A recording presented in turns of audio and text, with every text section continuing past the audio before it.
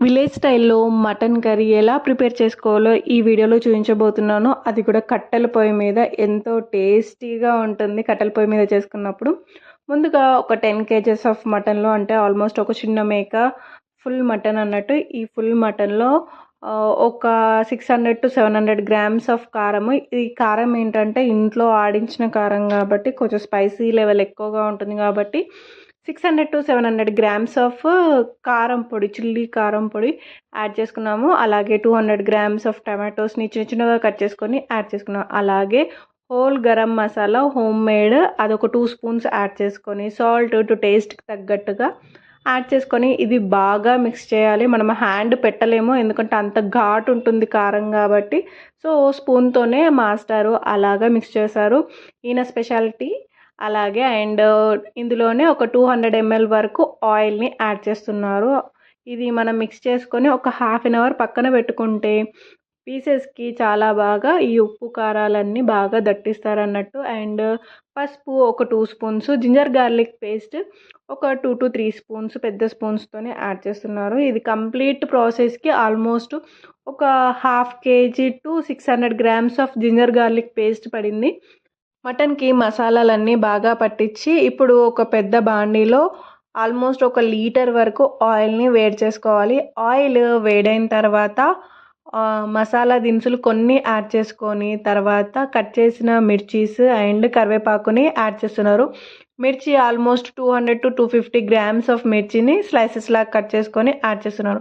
ఇప్పుడు మిర్చి అండ్ కరివేపాకుని కొద్దిగా వేయించిన తర్వాత మసాలా దినుసులు అన్నీ ఒక 10 grams లాగా, అంటే దాల్చిన చెక్క, సాజీరా, బగారాకు, లవంగాలు, యాలకులు, అంటే అన్ని రకాల మసాలా దినుసులు ఒక్కొక్క 10 grams యాడ్ చేసుకొని అవి కొద్దిగా వేయించుకున్న తర్వాత అందులోనే ఒక 10 grams ఆఫ్ ఆనియన్స్ని యాడ్ చేసుకోవాలి. ఇప్పుడు పసుపు ఒక 10 grams to 20 grams ఆ క్యాప్ నిండుగా పసుపుని యాడ్ చేసుకోవాలి. ఇలా తాలింపులో పసుపు యాడ్ చేసుకోవడం వల్ల కర్రీకి కలర్ అనేది చాలా బాగా వస్తుంది. అండ్ జింజర్ గార్లిక్ పేస్ట్ మళ్ళీ ఒక 2 స్పూన్స్ యాడ్ చేస్తున్నారు.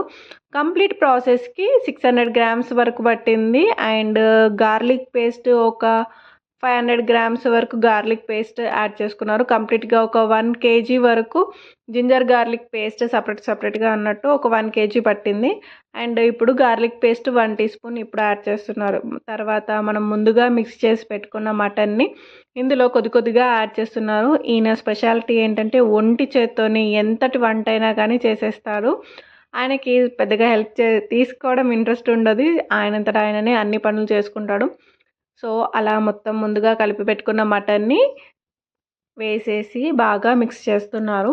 అండ్ ఇలా మిక్స్ చేయడానికి ఒక 5 minutes అది హై ఫ్లేమ్లోనే కుక్ చేసుకున్నారు వితౌట్ వాటర్.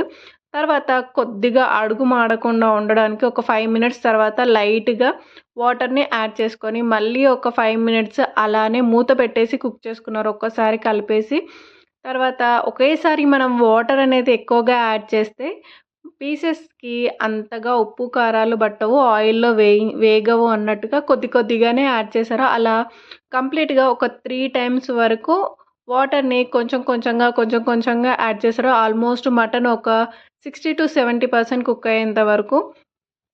ఇలా ఒక 2 minutes కుక్ అయిన తర్వాత ఇది ఆనియన్ పేస్ట్ అండ్ ఎండు కొబ్బరి పౌడర్ని రెండింటిని కలిపి పౌడర్ లాగా చేసి అండ్ దీన్ని పేస్ట్ లాగా చేసి ఇందులో యాడ్ చేస్తున్నారు. మనము మటన్ క్వాంటిటీ చెప్తే దాని ప్రకారము మసాలా దినుసులు వంట మనిషి మనకు ముందుగానే చెప్తాడు. సో మేము మార్నింగ్ ఇవన్నీ ప్రిపేర్ చేసుకొని సిరికొండకి వచ్చి అక్కడ వంటలు చేసుకున్నాం అన్నట్టు.